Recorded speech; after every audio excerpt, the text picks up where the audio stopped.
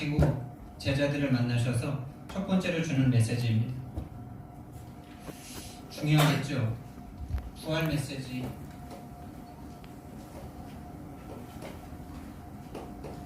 첫 번째인데, 예수님께서 오시자마자 평안하뇨, 평강하라 이렇게 말씀하시고요. 그리고 그 평강을 전하시는 예수님을 보고 제자들이 기뻐합니다. 완전 낙심했었는데 그 죽으셨던 것처럼 보였던 예수님이 살아계시니까 그 기쁨이 어떻겠습니까? 뒤로 안 넘어진 게 다행 아니겠습니까? 근데 지금 이제 이미 예수님이 살아났다는 소식과 소문을 듣고 제자들이 모였기 때문에 뒤로 안 넘어졌겠죠. 근데 그 기쁨, 세상이 줄 수 없는 그 기쁨을 받은 제자들에게 하나님께서 나를 보내신 것처럼 나도 너희를 보낸다라고 파송을 하십니다. 파송을 하시면서 숨을 내쉬시면서 성령을 받으라 이렇게 말씀하십니다. 여러분, 오늘 참된 평강이 회복되시기 원하고 부활하신 주님으로 말미암아 모든 근심, 걱정, 염려, 두려움에서 참된 기쁨이 회복되길 바라시고 그 기쁨으로 여러분 현장으로 파송받길 원하고 그 파송받은 현장에서 성령과 함께 하시기를 예수님 이름으로 축복드립니다. 이게 세계 복음화의 모든 길입니다. 여러분. 예수님이 주시는 방법입니다. 여러분, 우리는 왜 세계 복음화하고 전도해야 합니까? 여러분, 왜 세계 복음화해야 됩니까? 여러분, 현장의 상태가 어떤지 아십니까? 현장은요, 다 있는데 한 가지가 없어요. 정말로 다 있습니다. 정치, 경제, 문화, 사회, 봉사, 헌신, 교회에 다 있습니다. 그런데 한 가지만 없습니다. 한 가지가 없어요. 한 가지가 뭐냐? 그 한 가지가 뭔지 아십니까? 불신자들 안에 복음이 없는 게 아니라 이미 교회 안에 복음이 사라지고 있다는 걸 저와 여러분들은 너무나 보고 있습니다. 그걸 우리가 다른 사람에게서 보는 게 아니라 저와 여러분 자신 스스로에게 먼저 보셔야 되고요. 우리가 그 속에서 빠져나왔다는 사실에 대해서 우리가 진짜 감사해야 되고요. 정말 이 복음화의 길로 들어섰다는 것이 얼마나 큰 축복인지 우리가 정말 간절하게 느끼고 체험해야 합니다. 이 3번에 있는 교회들이 지금 어떤 상태인지 아십니까? 정말 저와 여러분이 현장 나가서 만나는 크리스천들이 정말 복음 한 자락이라도 잡고 있던가? 그리고 우리 근처에 있는 교회는요, 얼마 전에 이제 목사님이 쫓겨나다시피 이제 쫓겨나셨는데, 이제 아들을 미술 공부를 시킨다고 유학을 보낸 거예요. 유학을 보냈는데 이제 미술 유학은 또 엄청 비싸잖아요. 뭐 저 유럽 쪽으로 갔겠죠. 뭐 프랑스나 뭐 이런 데로. 유학비가 엄청 비싼 걸 이제 교회가 그래도 규모가 좀 있으니까 또 목사님 후대를 키우는 게 세계복음의 한 일환이니까 장로님들과 중직자들이 그 유학비를 다 감당해 주셨겠죠. 그래서 이제 유학을 잘 마치고 이제 들어와서 자기가 그린 그림을 전시를 한 거예요. 근데 아마 이 목사님도 알았다라고 의심이 되지만 몰랐다라고 추정이 되는 게, 거기에 그걸 알았다면 성도들 다 데리고 갔겠습니까? 중직자들 다 데리고 갔겠습니까? 쉬쉬했겠지. 근데 딱 가서 봤더니만 이게 완전 적나라한 남자와 여자의 정상적인 사랑의 모습을 그린 게 아니라 남자와 남자가 사랑하고 여자가 하는 이런 동성애를 그리는 그런 그림을 보고 나서 온 교회가 경악을 금치 못했답니다. 그래요. 그건 충격이 되는 건 맞습니다. 그렇지만 빨리 정신을 차리고 복음으로 돌아와야 되는데 목사님을 쫓아냅니다. 여러분, 자식이 동성애자면 목사님이 쫓겨나야 됩니까? 거기서 같이 복음 붙잡고 목사님의 아들일지라도 동성애로 갈 수 있는 이 시대의 아픔을 붙잡고 함께 복음으로 헤쳐나가야 되는 거 아닙니까? 근데 뭐 그것만 있었겠습니까? 여러 가지로 다른 부분도 있었겠죠. 그래서 목사님이 나가셨는데 이 목사님이 하시는 행동들이 그걸 증명하는 거 아닙니까? 겸손하게 교회에 죄송한 폐를 끼친 것에 대한 마음을 가지고 새로운 나 같으면 개척을 하겠습니까? 진짜 이 아들 하나님 앞에 맡겨두고 어쩌면 버려두고 진짜 지금까지 내가 아들한테 올바른 복음 전하지 못한 것에 대해서 회개하는 마음으로 개척을 지하에서부터 시작해야 되는 거 아닙니까? 근데 나가서 막 돈을 요구하는 거예요. 계속 막 싸우는 거예요, 성도들이. 근데 그걸 보는 또 성도들은 그걸 쉬쉬해 주는 게 복음이라고 생각하는 거예요. 그걸 발설하지 않는 게 복음이고, 또 뭐 새로운 목사님이 들어오셨는데 세 분을 이제 그 설교를 설교를 이제 들어보잖아요. 모셔서 세 분을 설교를 들었는데 세 분 중에 제일 좋은 설교를 하신 목사님을 이제 우리가 모시길 원하는데, 좀 3분의 군포 3분의 좀 작은 교회, 좀 그래도 한 중형 교회 뭐 이런 교회인가 봐, 교회 목사님인가 봐요. 근데 이제 이 목사님 설교가 제일 좋으니까 이 목사님을 모시겠다. 또 이 목사님은 이제 이 교회가 더 큰 교회니까 올려는 마음이 있었나 보죠. 근데 이제 그 교회에서 팩스가 전송이 된 거예요. 이 교회로 우리 목사님 문제 많은데 괜찮겠냐라고 팩스가 온 거예요. 그 문제인즉슨 여자 문제가 많으시대. 근데 이 교회가 또 교회가 어떻게 해서 이분을 근데 모셨어.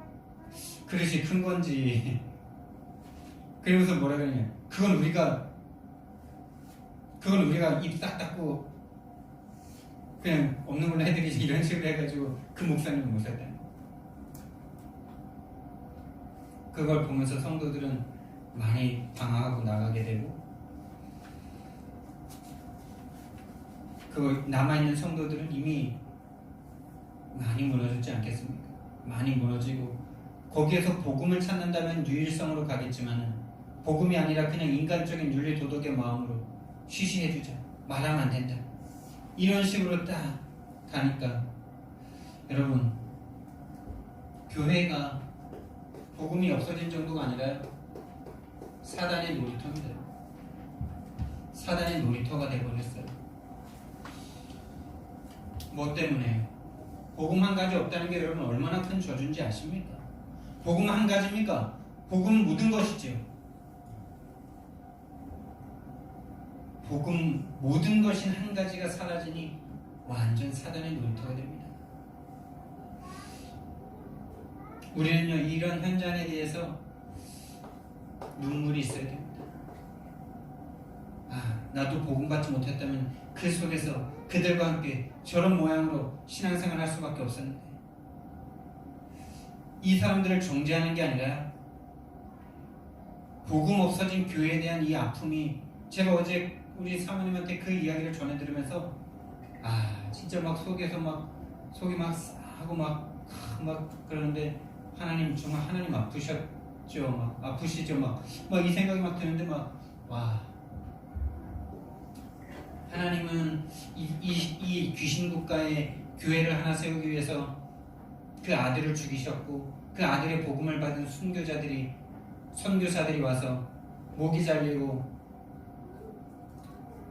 일사각오로 그 일제시대를 견뎌낸 이 복음을 가진 이 나라가, 지금 교회가 그 복음이 사라지는 그 시대를 쳐다보면서 진짜, 근데 그게 그들만의 문제가 아니라 우리의 문제니까, 저와 여러분이 절대 손가락질 할 수 없는 우리의 형제들 아닙니까? 우리의 자매들 아닙니까? 또 우리의 모습이지 않았습니까? 거기서 우리가 이 유일한 복음 속으로 인도받지 못했다면 우리도 그 속에서 그대로 그냥 그게 참고 견디는 게 참된 신앙인 줄 알고, 헌신 봉사가 참된 신앙인 줄 알고 살 수밖에 없었던 우리들 아닙니까? 절대로 다른 사람 한 명 살릴 수 없는 그런 우리들 아니었습니까? 어떤 게 복음이고 어떤 게 종교인지 정말 모르고 이 다락방 안에서도 어떤 게 복음이고 어떤 게 종교인지 이미 복음이 생명으로 나올 수 없는 상태가 되어버린 이 현장. 정말 거기에 대한 눈물, 이 눈물, 거기에서 우리를 건져내신 그리스도의 은혜, 지금 부활하셔서 함께 하시는 예수 그리스도 성령님, 정말 여기에 대한 감격의 눈물. 정말 우리는 이 현장에 대한 눈물을 가지고 하나님에 대한 눈물을 가지고 거기에서 우리를 구원하시고 부활하셔서 함께 하시는 거기에 대한 감사와 감격의 눈물을 가지고 이 현장에 다시 들어가야 될 줄 믿습니다. 이 현장에 의리하고 방황하는 영혼들에게 정말 렘넌트들이 예수 믿을 이유가 없어지는 시대 아닙니까? 정말 후대가 예수를 더 이상 교회에 와야 될 이유가 없는, 교회에 와서 기도하고 공부 잘해서 좋은 대학교 가려고 오는 어떤 이미 우상단지가 되어버린 이 교회를 우리가 살려야 되지 않겠습니까? 그래서 진짜 우리를 이 복음을 가지고 있다고, 우리가 생명을 가진 것으로 모든 것이 다 된 것으로 착각하는, 창세기 3장 15절을 알고 이사야 7장 14절을 알고 마태복음 16장 16절 안다고 우리가 다 알고 있다라고 착각하고 거기서 사단에게 밥될 수밖에 없었던 거기에서 우리를 복음화의 길로 인도하셨다는 이 은혜, 여러분 정말 여기에 대한 가치 여러분 있으십니까?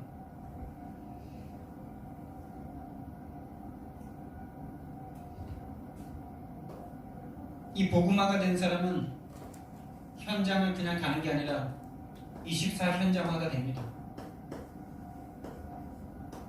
놀아도 다른 걸 해도 집에 있어도 현장에 대한 생각을 계속하면서 왜 내가 만나는 그 사람은 그럴 수밖에 없을까를, 그 사람의 과거와 현재를 쳐다보면서 그 사람의 12가지 문제를 놓고 묵상을 할 수 있는 그 사람,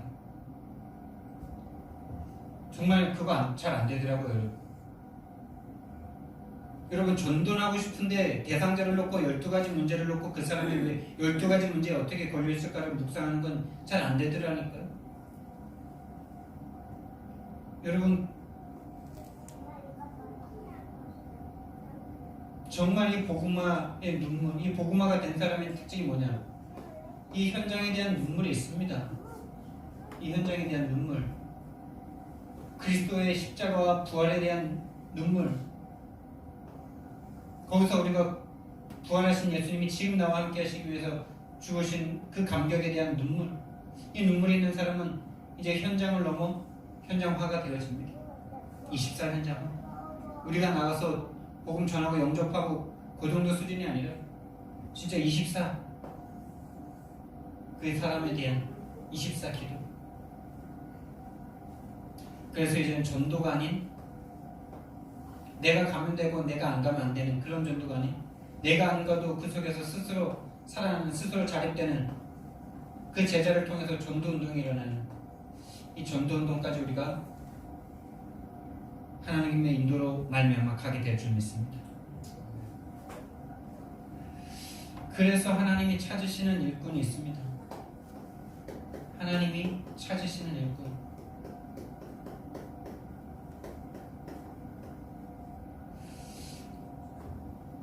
하나님이 찾으시는 일꾼은 어떤 사람이냐? 이 눈물이 소통되는 사람입니다. 하나님과 이 눈물이 소통돼야 돼. 예수님과 그 눈물이 소통돼야 돼. 여러분 정말 목자 없는 양같이 유리하고 방황하는 영혼들의 모습이 보이지 않습니까? 교회가 답을 못 주는데, 답 속에 들어있는데 답이 없는 그들, 더 유리하고 방황할 수밖에 없지 않습니까? 답이 차라리 없어서 그냥 우연한 걸 믿고 우연이라는 믿음을 가지고 그냥 육신적인 거 잘 먹고 잘 살면 된다는 그 불신자들은 뭐 그냥 거기서 그냥 아웅다웅 살면 되는데, 교회 안에 와 있는 성도님들은 예수가 그리스도라는 답을 얻었고 하나님이라는 답을 얻었는데 하나님이 계셨고 하나님이 만드셨고 하나님이 우리를 보내셨고 하나님께로 간다는 답을 얻었는데 답이 되지 않으니 더 유리하고 방황할 수밖에 없는, 지금 자기가 육신을 향해서 복음이라는 것만 붙잡고 복음화가 되지 않은 상태 속에서 육신을 향해서 달리고 있는데 그것을 볼 수 없는 상태가 돼버린, 그래서 자기는 열심히 한다고 생각해요. 그래서 복음 전하면 막 싫어해요. 예수가 그리스도 이 복음 아니야 그러면 막 화내요. 왜요? 자기는 지금 열심히 특심히 하고 있는데 아니라고 말을 하니까. 정말로 하나님과 눈물의 소통돼야 됩니다. 그래서 예수님께서 민망히 여기시면서 그 다음에 하신 말씀이 뭐냐? 추수할 것은 많되 추수하는 일꾼이 적으니 주인에게 추수할 일꾼을 보내주소서 하라.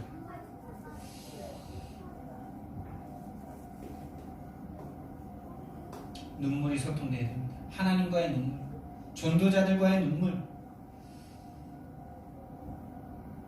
그리고 하나님이 찾으시는 일꾼은 내 뜻대로 내 마음과 예수님의 마음, 하나님의 마음, 어떤 마음입니까? 내 마음과 내 뜻대로 행할 자. 우리 마음이 아니라 육신의 마음이 아니라 하나님의 마음, 예수님의 뜻대로 행할 자. 하나님의 마음, 하나님의 뜻은 무엇입니까? 구원 아닙니까? 이 구원의 주체가 누구십니까? 그리스도. 그래서 기름 부음 받은 자 앞에서 행하리라.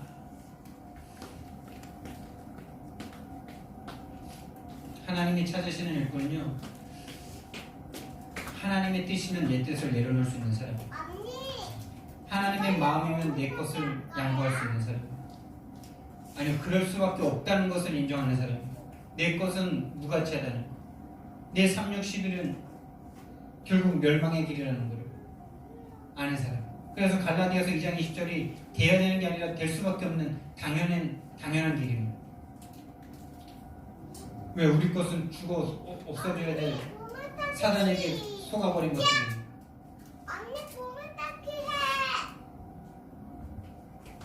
오늘 예수님께서 부활하셔서 막달라 마리아에게 먼저 나타나셨지만은 이제 제자들이 있는 곳에 딱 제자들이 이제 저녁 때에 모였습니다. 한 곳에 문을 닫았다 그랬어요. 문을 닫았는데 그 안으로 들어오십니다. 여러분, 이게 단순히 물질적인 이야기만이 아니에요. 이게 영적으로 보면 우리가 구원받을 때랑 비슷해요. 우리는 예수님의 이야기를 들어도 들을 수가 없는 상태잖아. 복음을 들어도 믿을 수가 없는 상태잖아. 그래서 우리는 마음의 문을 열기 전에 예수님이 내 속에 들어오는 겁니다. 내 속에 들어오셔서 빛을 비춰주시니까 그걸 보고 반응을 하는 뿐이에요. 맞습니까? 우리는 문을 굳게 닫고 있습니다.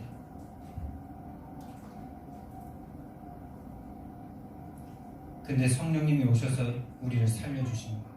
빛으로 살려주시는 거예요. 그 빛을 보고 빛이 들어오니까 말씀이 들려지는 거예요. 예수님께서 오셔서 처음으로 하신 말이, 예수님의 제자들이 다 예수님이 십자가 질 때 다 도망갔잖아요.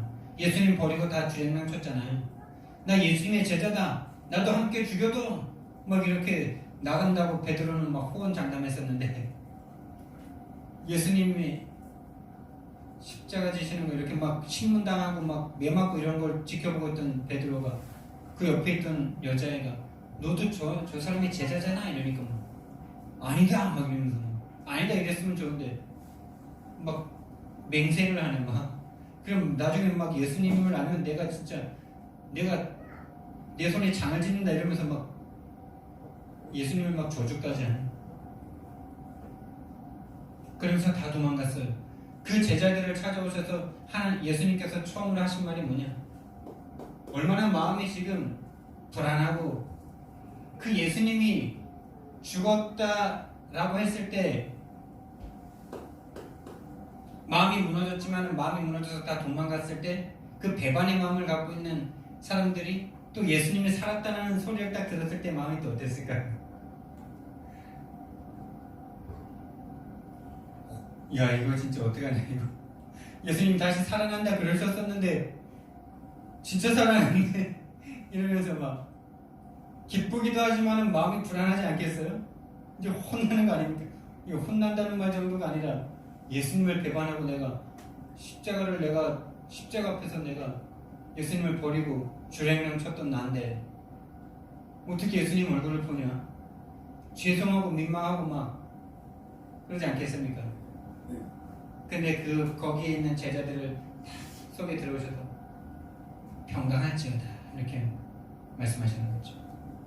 평강이 있을지어다.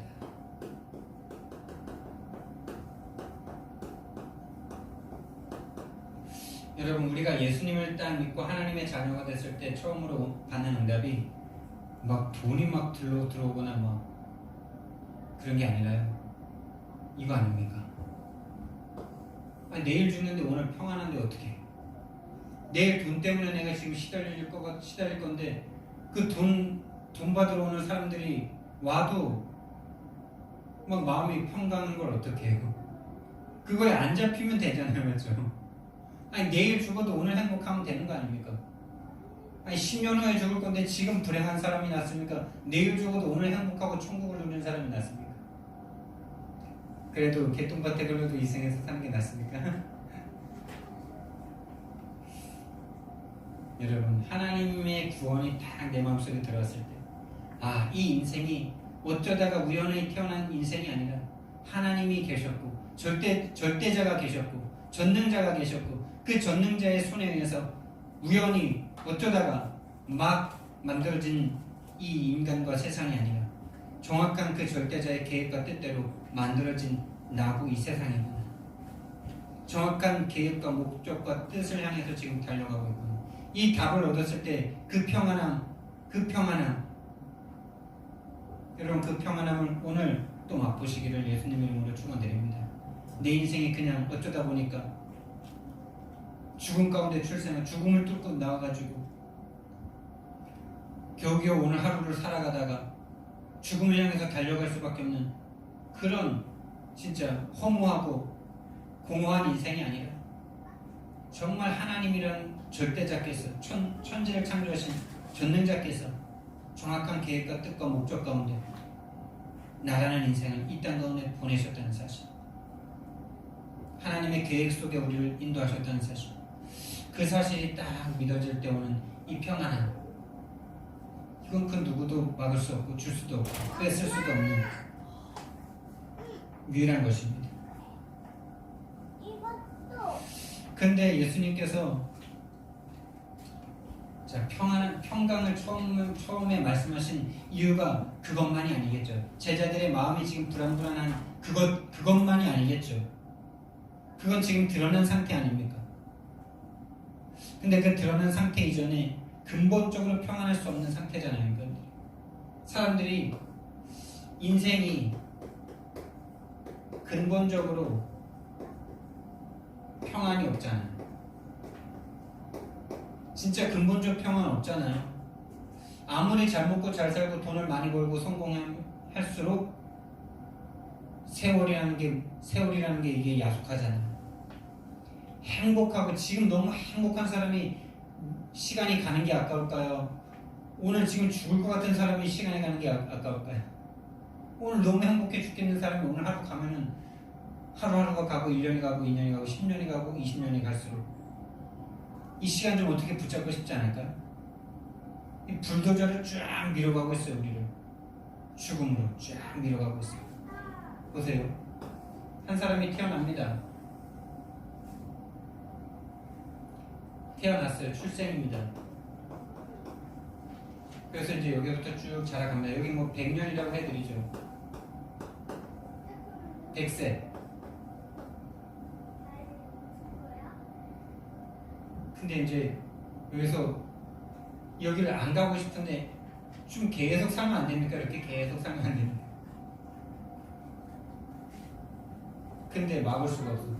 여기 있을 땐 한 요 반쯤 지나기 전까지는 이게 인생에 대해서 뭐 별로 이렇게 죽음에 대해서 별로 저도 생각 많이 안 하더라고요. 막 20대 이럴 때 막 죽음 얘기하면은 뭐 남 얘기하는 것처럼 들려지고 막 이랬어요. 근데 지금 제가 한 반쯤 사니까 이게 참 많은 게 또 달라져요. 죄송하지만 저보다 연배가 있으신 분들은 죄송하지만 한 요쯤 가면은요 어떨까요? 맞고 싶겠죠.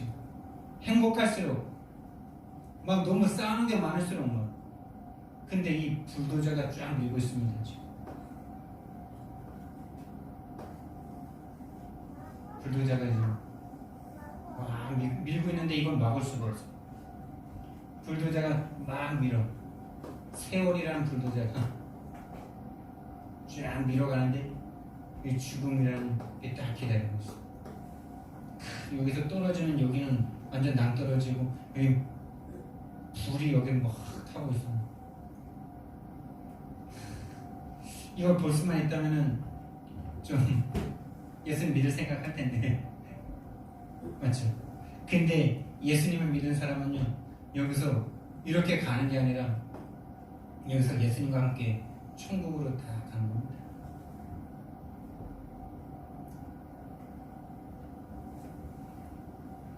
근본적 평안이 없는 세상입니다, 여러분. 우리가 예수님을 믿었다는 것은 다 받은 것이 좀 있습니다. 근본적 평안할 수 없는 인생 가운데 예수님께서 평강이 있을지어다 이렇게 말합니다. 왜 평안함이 없습니까? 방금도 말씀드렸지만 하나님을 떠나 생명을 잃어버렸습니다. 이 생명은 영원한 생명입니다. 하나님의 생명을 잃어버렸어요. 그 생명을 계속 공급받아야 되는데 그 생명을 계속 공급받을 수 없도록 하나님과 딱 단절됐습니다. 그게 바로 죄라는 것이 하나님과 우리 사이를 딱 단절시킨 겁니다. 죄라는 담이 하나님의 생명을 느끼지 못하도록 그래서 그냥 근본 자체가 허무합니다. 공허합니다.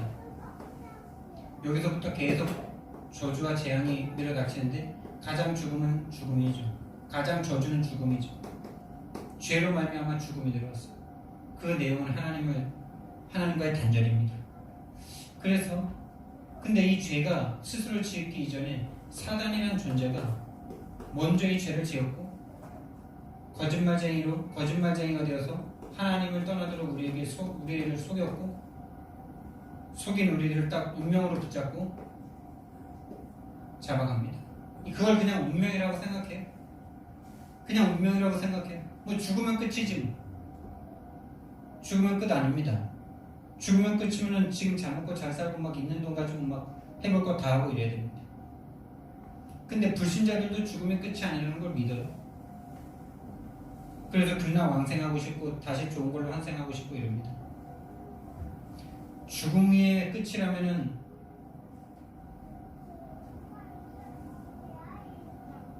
정말 인생이 험한 거죠. 그걸 운명이라고 생각하고 그냥 살아가요. 근본적인 평안함을 잃어버린 상태예요. 이렇게 하나님을 떠나 죄와 사단에게 붙잡혀서 근본적인 행복을 잃어버리고 그때부터 오로지 나로 살아갈 수밖에 없어요.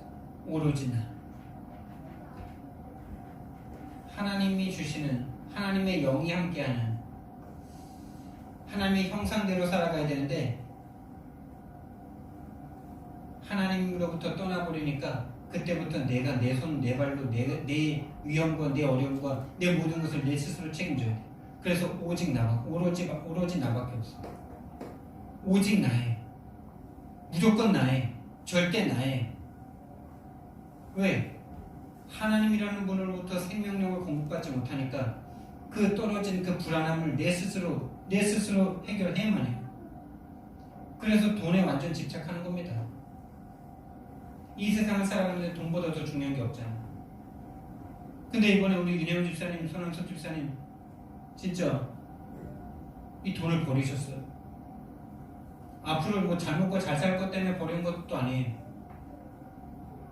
앞으로 잘 살 수 있는 그 기약도 없는데 하나님의 뜻이니까 버리셨어요. 그게 여러분 세계 복음합니다. 이 돈에 딱 사로잡힐 수밖에 없는 인생이. 근데 이 평안함이 없으면 이 돈을 버릴 수 있겠습니까? 오로지 내가 내 인생을 완전히 내 인생을 내 열 손가락 열 발가락으로 내가 책임져야 되는 인생이라면 절대 돈 못 버리죠. 눈에 보이는 게 육신밖에 없다면 절대 못 버립니다. 그러니까 오직 성공을 위해서 달려갈 수밖에 없는 인생이 되어버렸어요. 이럴 수밖에 없습니다. 오로지 나.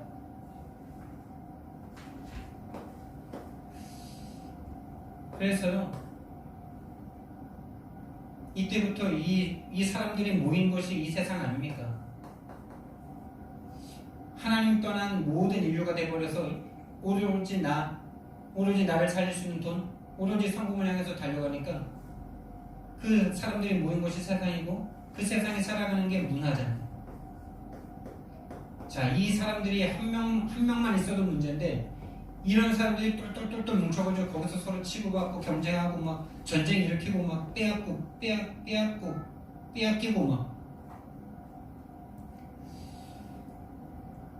이 문화 속에서 삽니다. 이 문화에 영향을 받습니다. 이 문화에 장악됩니다. 내가 왜 그러는지는 모르는데 왜 불안한지도 모르고 그냥 그게 문화문이 하고 살아가요. 이미 장악됐어요. 아니, 그럼 돈이 있어야지 이 생각해요. 그럼 돈이 있어야지. 맞죠, 여러분? 돈이 있어야 되죠. 근데 여러분, 그게 하나님 생각과 안 맞다는 거 아세요? 그게 이미 하나님과 안 맞다는 거 아세요? 성경에서 말씀하시잖아요. 성경과 안 맞잖아요. 돈이 필요한 게 아니라 하나님이 필요합니다. 성경은 계속 말씀하십니다. 너희에게 필요한 건 돈이 아니라 하나님이라. 하나님에 대한 믿음이라. 하나님이 들풀도 입히시고 하늘에 나는 새도 먹이시는데 하물며 너희일까 보냐. 이 믿음이 적은 자들아. 이방인들이 구하는 것은 구하지도 말라. 하나님이 너희가 먹고 쓸 거, 뭘 먹어야 되는지, 뭘 입어야 되는지, 뭐가 필요한지 이미 너희 하늘 아버지가 알고 계십니다. 성경과 안 맞아요. 왜요? 그게 여러분이 원래 그래서 그런 게 아니라 하나님을 떠나 죄와 사단에게 잡혀서 오로지 나와 돈과 성공에 잡힌 그 사람들이 똘똘 뭉친 그 세상의 영향을 받은 생각이라는 사실조차도 모릅니다. 그럼 일이 잘 돼야지. 그러면은 일이 잘 돼야지. 그럼 일이 안 돼야 돼? 일이 잘 돼야 전도도 하고 선교도 하고 그러지. 맞습니까? 그럼 하나님 믿는 사람은 실패해야 돼? 그 말을 하는 것도 아니죠. 성공 안 하는 것 때문에 복음이 전달이 안 됐습니까? 초대교회는 성공했습니까? 실패했습니까? 초대교회는 250년을 카타콤에서 살았는데 그들은 성공자입니까? 실패자입니까? 초대교회, 우리나라 초대교회 사람들 일제 때 예수 믿는다는 이유로 다 잡아 죽임을 당했는데 그건 성공한 겁니까? 실패한 겁니까?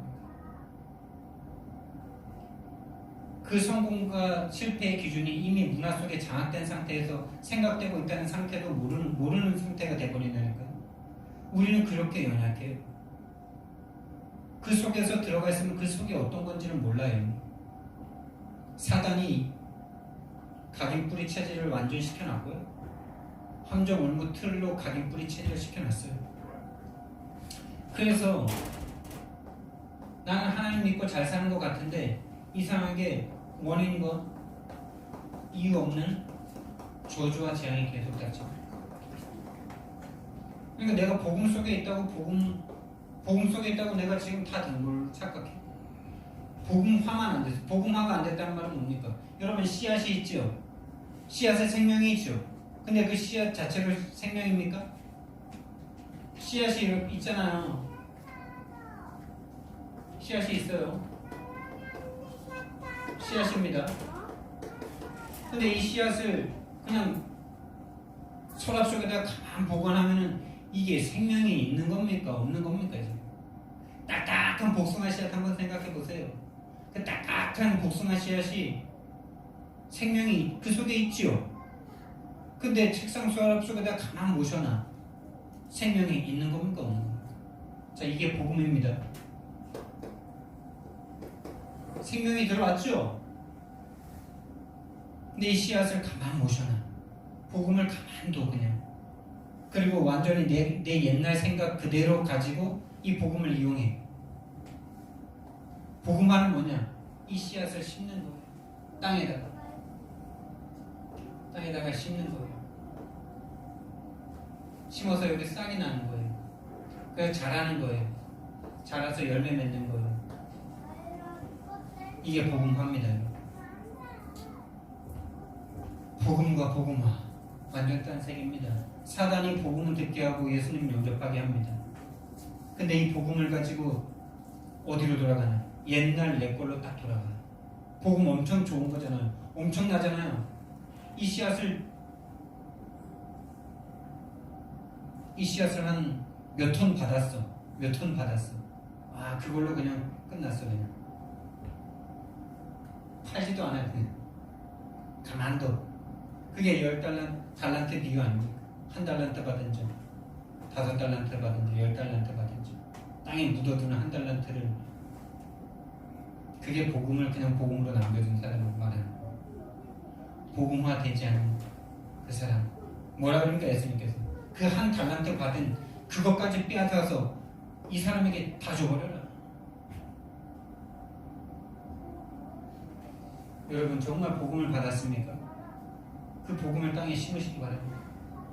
여러분 마음에 심으시기 바랍니다. 현장에 심으시기 바랍니다. 그러니까 저 복음화가 안 되니까 하나님을 믿으면서도 원인과 이유 없는 저주와 재앙의 계속 문을 닫힙니다. 그러니까 이렇게 되니까 어떻게 되는지 아세요? 더 열심히 종교생활합니다.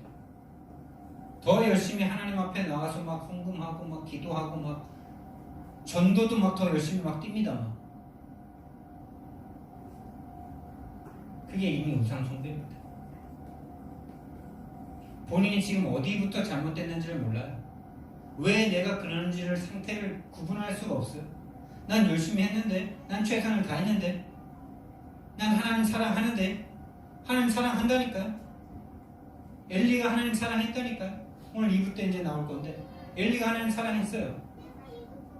하나님 말씀도 들었습니다. 그래서 제사장 사사까지 됐어요. 근데 그 마음속에 하나님이 제일 우선순위에 있지 않았어요. 그 집안에 진짜 세상 말로 멸문지화가 일어납니다. 누구 손에 의해서? 하나님 손에 의해서. 하나님이 영원한 축복 줄게 막 이렇게 축복하셨다가 그걸 싹 걷어가 버리세요. 그래 내가 이걸 보면서 우리랑 똑같네 이러면서 우리가 막 영원히 사랑할게 막 이러잖아요. 영원히 사랑할게 이러다가 바람 피면은 다 끝내버리잖아요. 근데 하나님도 하나님 영원히 그 집안을 막 축복하신다고 그랬는데 그럼 뭐 하나님이 말을 바꾼 거예요?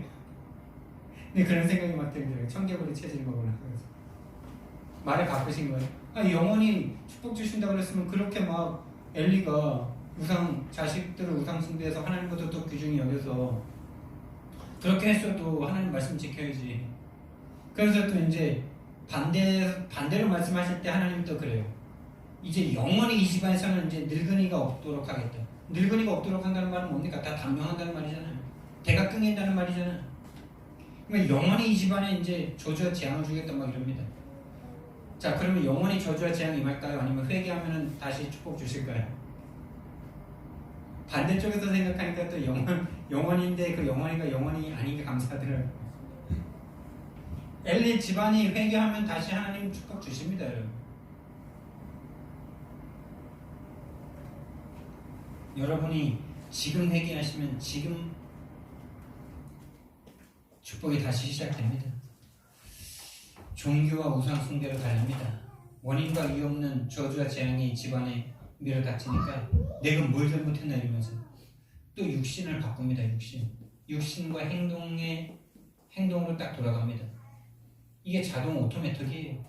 내가 육신과 행동을 뭘 잘못해가지고 이렇게 됐나 이겁니다. 내 자녀에게 왜 이런 문제가 왔나. 그러니까 계속 그거 자체가 정신 문제예요. 그게 정신의 시달림입니다. 제가 이 정신 문제를 그러니까 종교 생활의 끝은 정신 문제라는 말이 제가 우리 가문에서 지금 막 발견되는 거예요. 죄송하지만 이 메시지를 분명히 안 들으실 거가 확실하기 때문에 저희 장로님 어머님이 지금 코로나를 엄청 두려워하시거든요. 제가 이렇게 그 마을에 들어가 보면은 제가 이렇게 찾아가는 그 87세 되신 할아버지나 그 위에 60대 되신 아주머니나 코로나 때문에 절대 오지 말라고 막 그런 건 하나도 없어. 절대 없어. 근데 우리 어머님이 나한테 자꾸 싫어하는데 이거를 보이더라고. 정신과 마음이 잡혔고 하나님을 믿지 않는 상태가 딱 나온 거죠. 하나님을 안 믿어야지. 뭘 안 믿습니까? 하나님의 절대 주권을 안 믿어요. 진짜입니다, 여러분. 어제 또 이렇게 사역자 모임 한 걸 녹음을 보내드렸는데 들어보셨는지 모르겠어요. 두 분의 포럼이 들어있는데 그분 중에 한 분이 지금 코로나 확진자와 함께 있었던 분이라서 2주 동안 자가격리를 하고 자가격리 시작할 때 검사하고 자가격리 끝나면서 검사를 하고 나오는데 음성 판정을 받았어요. 자녀가 4명 있는데 그 집사님과 함께 그 시아버지, 시어머니 그 일가족이 다 확진이 나와버렸어요. 그 시아버지, 시어머니가 확진자였는데 같이 가서 밥을 먹고 또 확진자가 된 그 어떤 아이랑 자기네 큰 아들이랑 같은 음식을 막 퍼먹었어요. 자, 확진 나와야 됩니까? 안 나와야 됩니까? 확진자랑 같은 음식을 퍼먹었다니까요. 같이 숟가락 넣고 손을 퍼먹었다니까요. 그 집안만 다 웃어. 온 집안이 다 보고 놀랐어요. 지금 아무 말을 못해요. 그냥 확진자랑 같이 몇 시간을 같이 있고 놀고 막 같이 밥 퍼먹고 막 이랬다니까. 침 섞인 국물 막 같이 떠먹었다니까.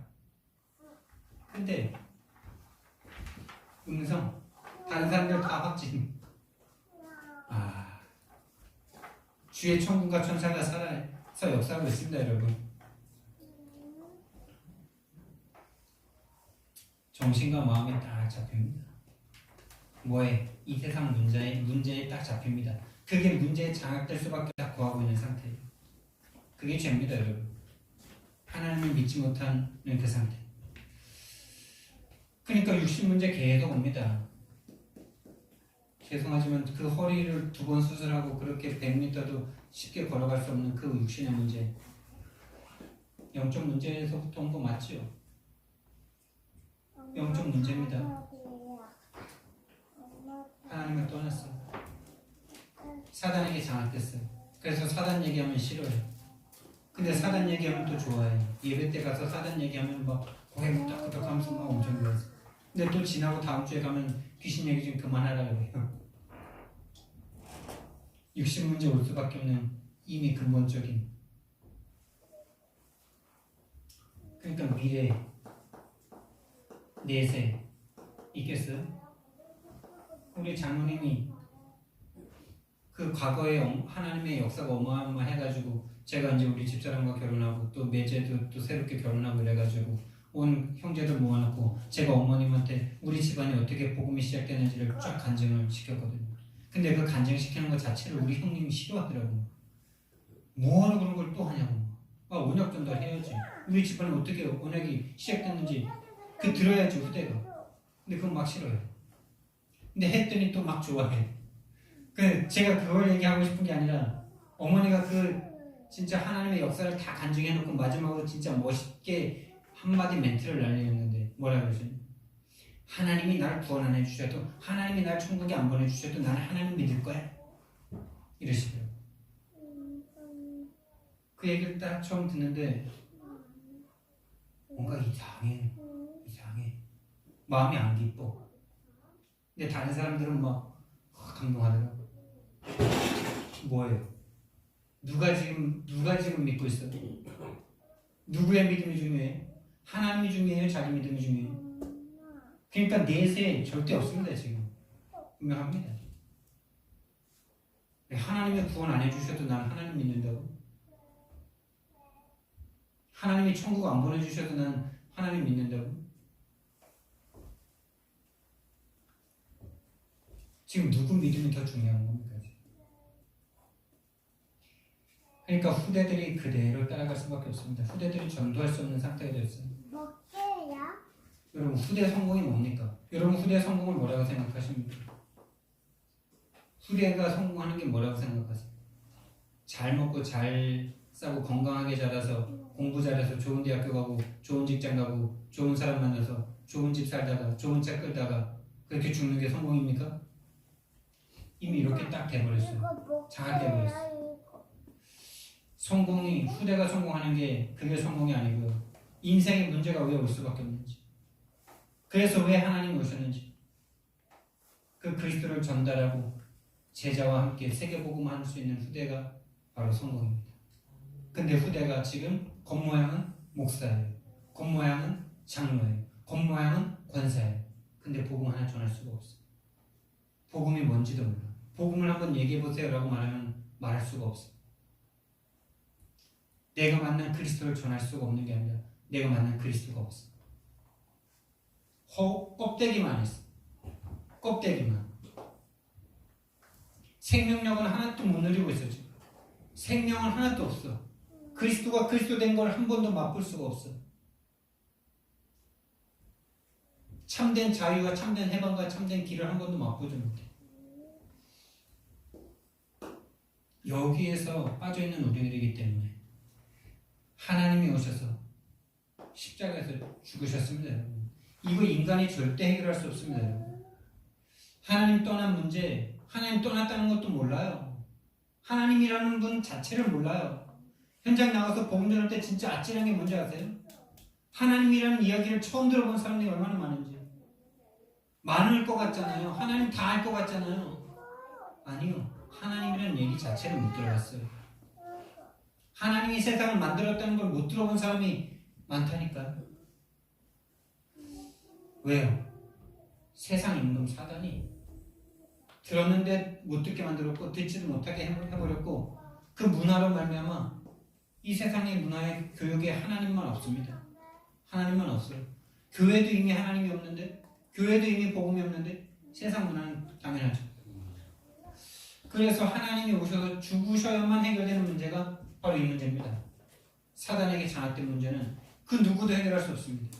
하나님을 스스로 배반하고 떠난 이 죄는 하나님이 죄 없는 예수님이 죽으셔야만 피 흘림이 없으는 즉 죄사함이 없는 일. 죄의 삭은 사망이다. 피가 생명이 피에 있는 일. 피 흘림이 없은 즉 죄사함이 없는 일. 하나님이 오셔서 죽으셔야만 하는 이 십자가로 말미암아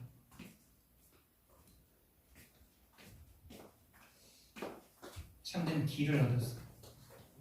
정말 인생의 길이 뭔지, 정말로 죄와 저주에서 해방받는 길이 뭔지, 사단에게서 승리하는 길이 뭔지, 이 십자가라는 것을 통해서 길과 해방과 승리를 얻으니 참된 기쁨이, 이 길과 해방과 승리를 하시기 위해서 죽고 부활하심으로 부활하셨는데, 부활하신 예수님을 만나기 전까지는 마음과 생각에 근심이 가득했던 제자들이 예수님을 보고 기쁨이 생깁니다. 여러분, 진짜 예수님 만난 기쁨이 오늘 회복되시기 바랍니다. 이번 한 주간 회복되시기 바랍니다. 이 기쁨을 가진 자를 하나님이 파송하십니다. 여러분이 아직 복음으로 행복하지 않다, 복음으로 평안하지 않고 복음으로 기쁘지 않다, 그럼 절대 현장 갈 수 없습니다.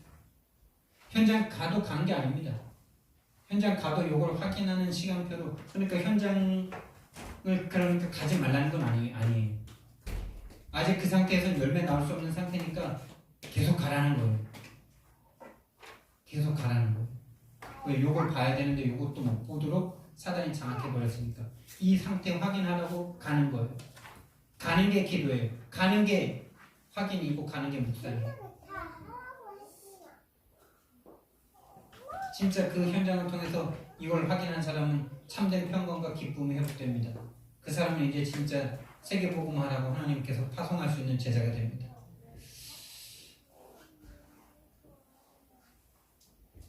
그래서 이 그리스도의 복음으로 말미암아 이게 1번이고요. 이 복음으로 말미암아 참된 평안과 참된 기쁨, 이것이 회복된 제자들을 이제 현장으로 나도 너희를 하나님이 나를 보내신 것처럼 나도 너희를 보내느라. 여러분, 하나님께서 예수님께서 여러분들을 여러분의 현장으로 보낼 수 있는 사람이 되기를 예수님 이름으로 축원드립니다. 보냄 받을 수 있는 사람 되기를 정말 이게 참 얼마나 귀한 말씀으로 들리는지. 제자들이 3년 6개월 예수님과 함께 있어도 될 수 없었던 일이죠. 다 예수님을 버릴 수밖에 없었죠. 근데 예수님께서 죽고 다 이루시고 요한복음 19장 30절 말씀에 다 이루었다. 너희들의 모든 문제 그리스도가 십자가에서 다 끝내시고 너희들의 구원을 다 이루었다. 그 증거로 부활하셔서 길과 해방과 승리 되신 그 예수님께서 지금 우리 안에 함께 하시니까 제자들 속에 들어오시니까 그 마음속에 들어오시니까 참된 기쁨이 회복되는 그 기쁨이 세계복음화돼요. 그 기쁨으로 인해 파송돼요. 보내시면서 그냥 보내십니까? 함께 하겠다고 그러시지 않았습니까? 함께 성령으로. 이게 예수님의 약속입니다. 그래서 진짜 이걸 아는 사람들은, 이걸 경험한 사람들은 참된 기쁨이 있다는 것은 이 땅의 유일한 문제를 발견한 거죠. 이 땅의 진짜 문제, 이 땅의 진짜 문제가 돈이 없는 게 문제가 아니고, 내가 무능한 게 문제가 아니고, 내가 뭔가 자꾸 마음과 생각에 사로잡히는 게 문제가 아니고, 하나님을 떠난 거가 문제구나. 사단에게 잡히는 게 문제구나. 사단이 역사하는 건데 역사하는 걸 모르는 거가 문제구나. 진짜 문제는 영적 문제구나라는 거를 확인한 사람들.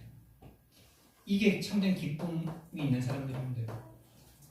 이게 진짜 평안할 수 있는 겁니다. 여러분 과거에 그럴 수밖에 없었던 이유가 여러분의 문제가 아니라 진짜 문제는 여러분 인생 가운데 사단이 개입한 영적 문제입니다. 부모님에게 사단이 개입한 영적 문제입니다.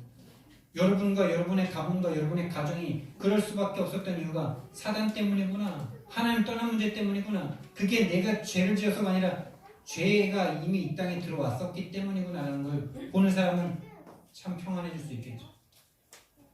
자꾸 사람의 문제라고 생각하면 그 사람을 어떻게 하기까지는 계속 마음이 막 뭔가 그걸 다른 데서 원인을 찾아야 되니까 해결이 됩니까?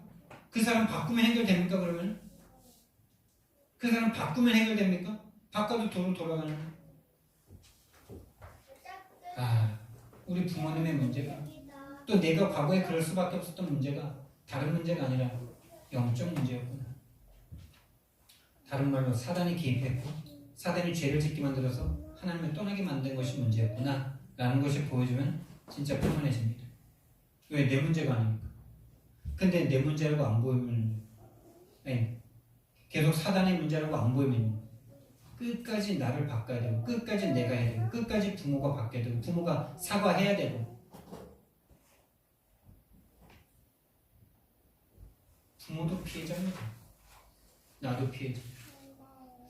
이걸 진짜 아니까 그래서 이 복음이 유일한 길이 맞구나. 유일한 답이 맞구나. 요 유일한 답이 딱 나온 사람은 어떻게 됩니까? 참된 소망과 참된 비전이 딱 생기죠. 참된 소망과 참된 비전이 딱 생깁니다. 그래서 여기에 대한 진짜 절대 가치가 나오는 거죠. 우선순위가 나옵니다.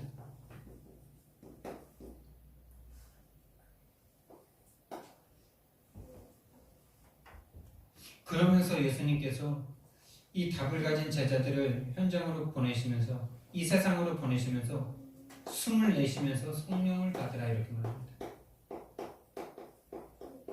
혼자 가라는 게 아닙니다, 여러분. 성령으로 함께 하겠다는 것입니다. 참 요한 사도가 이 구약의 말씀과 이렇게 참 연결해서 말씀을 잘 써놨어요. 참 요한복음 1장 1절에 태초에 하나님이 계시니라, 태초에 말씀이 계시니라, 이 말씀이 하나님과 함께 계셨고, 이런 말씀을 썼고, 또 오늘 말씀에서는 숨을 내쉬면서 성령을 받으라 이렇게 말씀하셨다고 했어요. 숨을 내쉬면서. 여러분, 숨을 언제 처음에 불어넣어 주셨습니까? 창세기 2장 7절에서 그 호흡을, 생기를 그 코에 불어넣으셔서 우리가 생명이 됐잖아요. 숨을 내쉬시면서 성령을 받으라 이렇게 말씀하셨어요. 여러분, 하나님의, 예수님의 호흡이, 예수님의 영이, 성령이 지금 우리와 함께 하십니다. 왜 성령을 받으라고 그러셨을까요? 이 정도 됐으면 이제 그냥 가서 막 하면 되는 거 아닙니까? 그러나 그걸로 우리가 이걸 지식으로 알았다고 절대로 이길 수 있는 게 아닙니다. 정말 악령은 지금도 살아있기 때문에 이 성령이 오직의 길입니다. 하나님 나라의 일을 하는 데 있어서 성령 아니고는 할 수 없습니다. 오직의 길입니다. 오직의 방법입니다. 유일한 방법입니다. 영원한 방법입니다. 여러분 속에 계신 성령님을 여러분들이 진짜로 체험하고 느끼고 교제할 수 있다면 영원한 전략이라고 할까요? 성령, 내주, 인도 역사.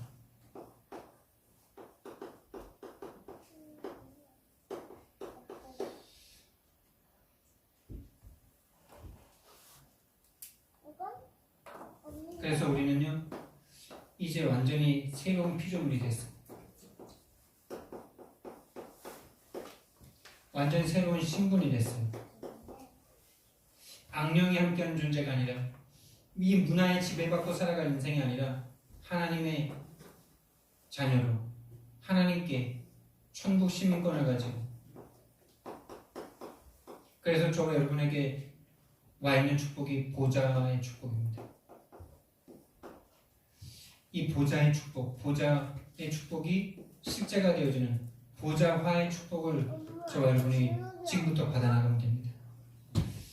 이 보좌화의 축복, 하나님의 그 천국의 것이 내 속에 들어오는 건데, 이게 제1보좌화 아닙니까?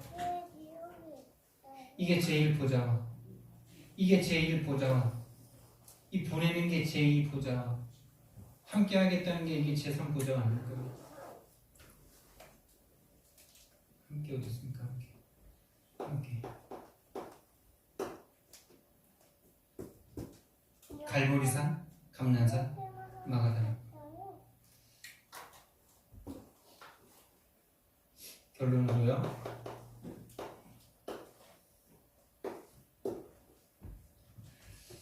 여러분 진짜 이 복음과 교제가 되어진다면 우리는 영적 서밋이 되는 겁니다. 복음, 영적 서밋이 돼야 돼요. 여러분, 지금 이 세상이 그냥 문화로 막 돌아가고 있는 것 같고 그렇지만 절대 그렇지 않고, 흑암의 영적 서밋의 사람들이 이 세상을 움직이고 있습니다. 분명히 우상에 잡힌 사람들이 사단의 심부름을 하고 있는 게 세상입니다. 무당만을 말하는 게 아니라 이 정치와 권세, 정사를 잡았어요. 그래서 우리는 복음으로 영적 서밋이 돼야만 이 세상 살릴 수 있습니다. 복음으로 영적 서밋, 바로 십자가와 부활을 체험하는 겁니다. 십자가 부활로 지금 함께 하시는 성령으로 함께 하시는 이 성령님과 함께 되는 것이 영적 서밋입니다. 그래서 여러분들이 날마다 주님과 한마디라도 교제할 수 있다. 한마디라도 하나님께 내가 대화를 할 수 있다는 그 사람이 영적 서밋을 누리는 겁니다. 그래서 우리는요 이제 이 세상과 세상 문화가 주는 거기에 각인되어 있던 것을 새롭게 각인하고 새로운 각인, 새로운 뿌리, 새로운 체질을 가져야 되는데 우리는 오직 나 이게 각인되어 있고요. 오직 내가 원하는 유익과 우상 이게 뿌리되어 있고요. 오직 성공을 향해서 달려가는 체질화 되어 있던 우리가 이제는 오직 그리스도로 바뀌어야 됩니다. 오직 하나님 나라를 위해서 오직 성령으로 바뀌어지는 복음 영적 성이 되시기 바라고요. 그런데도 불구하고 우리에게는 계속 문제가 옵니다. 문제가 왔고 와 있고 지금도 가지고 있을 수 있습니다. 그 문제가 와 있는 그때가 결정적 갱신의 시간입니다.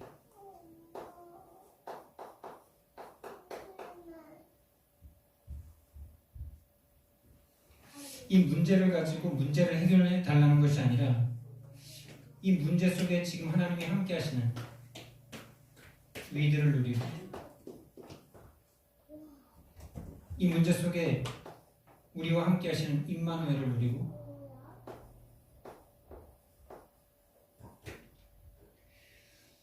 이 모든 문제 가운데 모든 걸 원리스 시키시는 이걸 누리는 최고의 축복의 시간표입니다.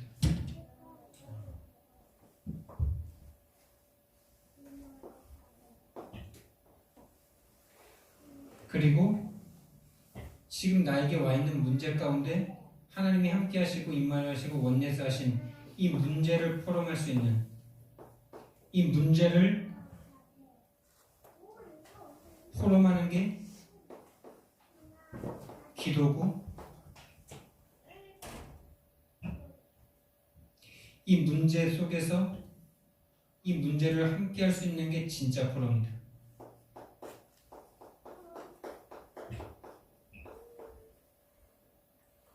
여러분, 여러분에게 와 있는 또 과거에 있었던 문제, 지금 있는 문제, 이 문제 속에 하나님이 함께 하시고 임마누엘 하시고 원리스 하시면서 되어진 그것에 대해서 포럼하시는 거기에 성령께서 역사하십니다. 근데 정말 이 문제 가운데 위드 임마누엘 원리스 하시는데 이 문제를 통해서 하나님께서 필요로 하시는 게 뭔가 이렇게 질문하시면서 여기에서 응답과 말씀을 찾으셔야 됩니다. 하나님께서 필요로 하시는 게 뭔가? 내가 필요로 하는 거 말고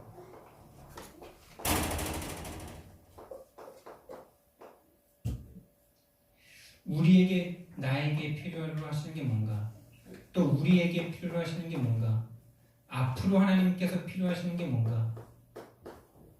이것에 대해서 이 문제 가운데서 찾으실 수 있다면 그 사람이 바로 영적 서밋입니다. 그 사람이 파송받을 수 있는 하나님의 사람인 줄 믿습니다.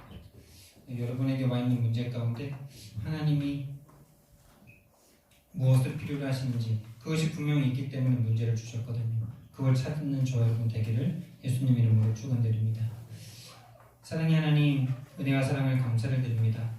부활하셔서 제자들을 찾아가신 예수님, 다른 것을 말씀하신 것이 아니라 평강을 말씀하셨고 또 그 평강을 얻은 제자들의 기쁨을 얻게